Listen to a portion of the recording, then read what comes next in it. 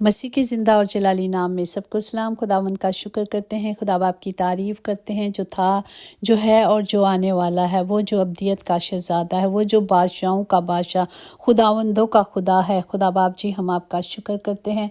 खुदावंद, खुदा की आस जब हम रखते हैं, उसकी राह पे चलते हैं, तो वो हमें क्या करता है? सरफराज करता है। खुदा, मैं तेरी तमजीद करूँगी क्योंकि तूने मुझे सरफराज किया है और मेरे दुश्मनों को मुझ पर खुश होने नहीं दिया। Praise the Lord. हम अपने खुदा का शुक्र करते हैं कि जब हम उससे मांगते हैं तो वो हमें सब कुछ देता है, क्योंकि वो देने वाला खुदा है। और आज के ज़िंदा कलाम के लिए हम शुक्र करते हैं जो वास उसका 5वां बाब और उसकी पहली आयत में है कि जब तू खुदा के घर को जाता है तो संजीदगी से कदम रख, क्योंकि शिनवा होने के लिए जाना अहमकों के से ज़बियाँ गुजारने से बेहतर है, इसलिए कि वो नहीं समझते कि वो बदी करते हैं। पाक कलाम पढ़े जान पर खुदा की बरकत हो, खुदा का शुक्र हो, खुदा की तारीफ़ हो।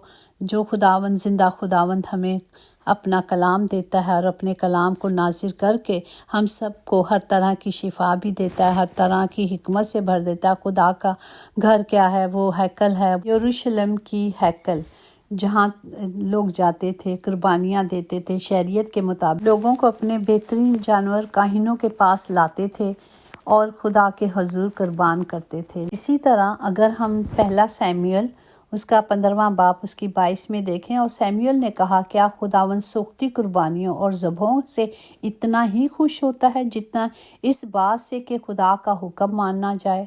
देख, फरमाबरदारी कुर्बानी से और बात मानना मेंढों की चर्बी से बेहतर है। हमें खुदा का कलाम, हमारी तो कुर्बानियाँ हो चुकी, हमारे खुदावन खुदा ने एक ही दफ़ा बरे की तरह ज़बा होकर हम सब को उस कुर्बानियों से अब आज़ाद कर दिया है। आज मैं और आप आज़ाद हैं। आज हमें बकरों की कुर्बानी नहीं देनी, ना मेंढों की कुर्बानी देनी है, हमें सिर्फ खुदा के हजूर जाना है। अगर हम ज़बूर 50 उसकी 23 में देखें, जो शुक्रगुजारी की कुर्बानी गुजरानता है वही मेरी तमजीद करता है, जो अपना चाल चलन दुरुस्त रखता है उसको मैं खुदा की नजात दिखाऊंगा। Praise the Lord. ये मेरे खुदा की बातें हैं, मुंह की बातें हैं जो ना टली हैं और ना टल सकती हैं। और वो कहता है कि ये सब कुछ मैं तुम्हें दूंगा। उसने कहा, संजीदगी से मेरे घर में, मेरे इबादत खानों में आना है। अगर हम देखें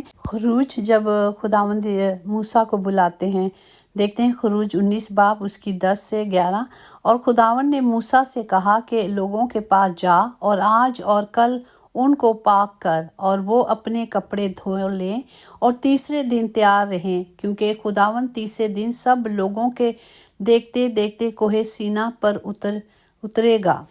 तो हम देखते हैं कि खुदा ने मूसा को पहले आगाही दी कि खुदावंद आएगा तो लोगों को पहले क्या करना है?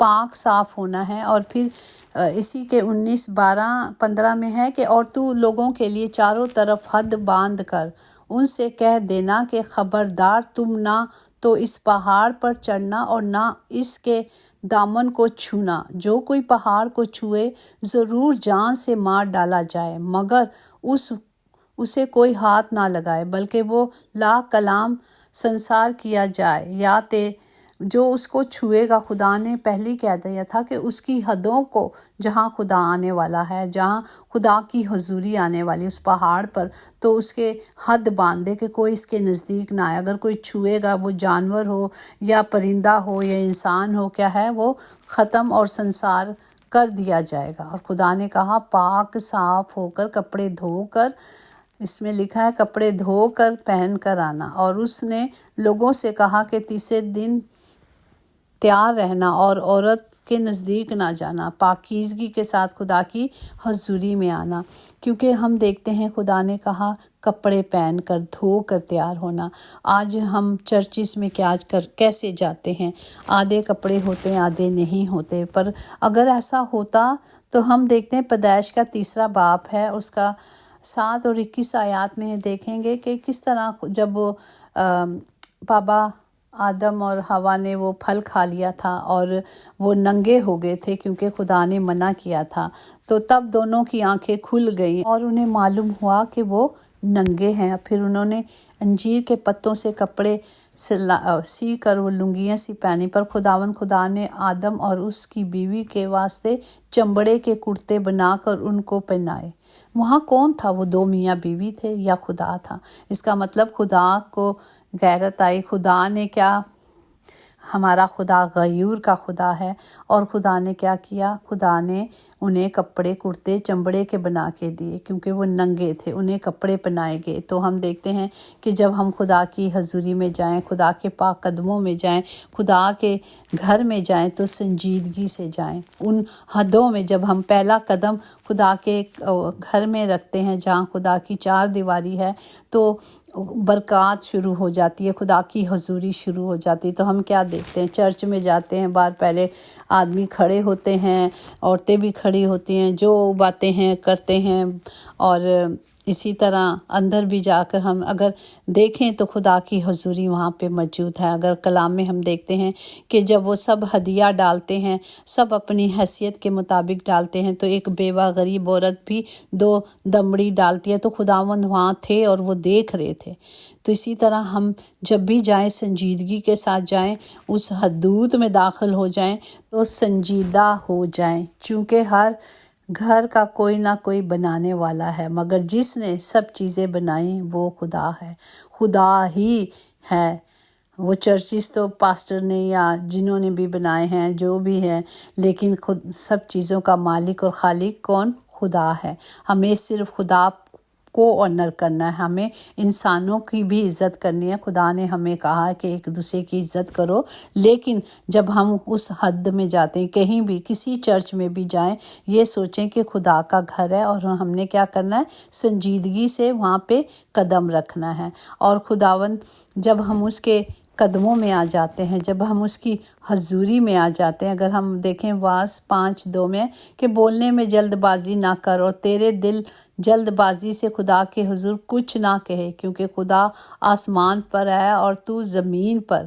خدا آسمان پر ہے اور ہم زمین ہیں، ہم زمین پر رہنے والے ہیں۔ اس لیے ہم زمین کے رہنے والے، ہمیں صرف کیا کرنا ہے؟ خدا کی مرضی کو پورا کرنا ہے۔ ہمیں صرف جس طرح خدا کی مرضی آسمان پہ پوری ہوتی ہے، ہم نے زمین پہ پوری کرنی ہے، کیونکہ خدا کا غضب ان آدمیوں کی تمام بے دینی اور ناراستی پر آسمان سے ظاہر ہو جاتا ہے، جو حق کو ناراستی سے دبا دیتے ہیں، جو خدا کے کلام کو سنتے ہیں، سمجھتے نہیں، عمل نہیں کرتے، اور اس کو کیا ہے؟ آج زندگی جو ہے نا، وقت گزر رہا ہے بہت جلدی، ہم کہہ رہے ہیں یہ سال اتنی جلدی ختم ہو گیا، سمجھ نہیں آیا، یہ وقت نہیں گزر رہا، ہماری زندگیاں گزر رہی ہیں، اور ہم نے اس زندگی میں جس مقصد کے لیے ہمیں خدا نے دنیا میں بھیجا ہے، ہمیں صرف وہ پورا کرنا ہے، ہمیں صرف اس کی شکر گزاری کرنی ہے، ہمیں صرف اس کے نام کو جلال دینا ہے، ہم نے صرف کلام کو پورا کرنا ہے جو خدا نے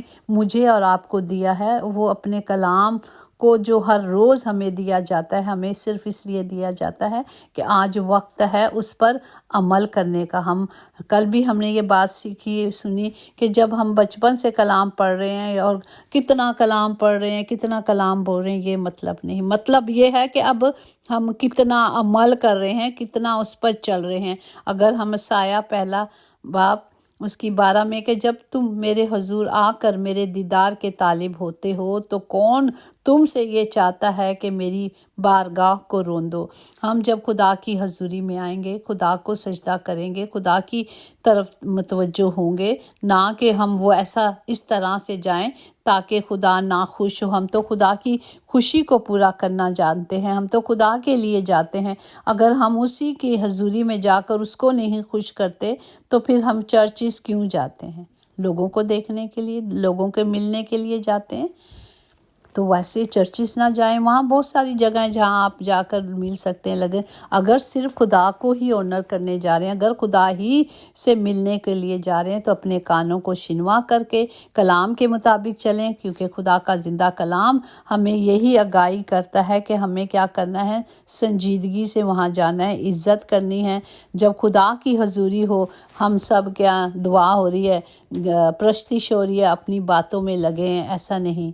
خدا زندہ خدا ہے جس کی آنکھیں سب پر لگی رہتی ہے، وہ دیکھتا ہے اور وہ کیا کرتا ہے، اس کا اجر دیتا ہے۔ ہمیں صرف کیا کرنا ہے، جب ہم اس کی گھر جا رہے ہیں تو ہم نے صرف اس کے 1 گھنٹہ، صرف 1 گھنٹہ یا 2 گھنٹے ہوتے ہوں گے، 24 گھنٹوں میں سے اگر ہم 10% کے حساب سے دیتے ہیں تو ہمیں 2.5 گھنٹے خدا کو دینے۔ کیا ہم 2.5 گھنٹے آنر نہیں کر سکتے اپنے خدا کو؟ سنجیدگی کے ساتھ کلام سنیں، جب کلام سنیں گے تو خدا ہم سے باتیں کرے گا۔ اور اگر ہم پرستش میں جائیں گے تو خدا کا تخت لگ جائے گا۔ ہمیں صرف خدا کی حضوری میں جانا ہے، سر جھکانا ہے اور آنکھوں کو بند کر کے خدا کی آواز کو سننا ہے۔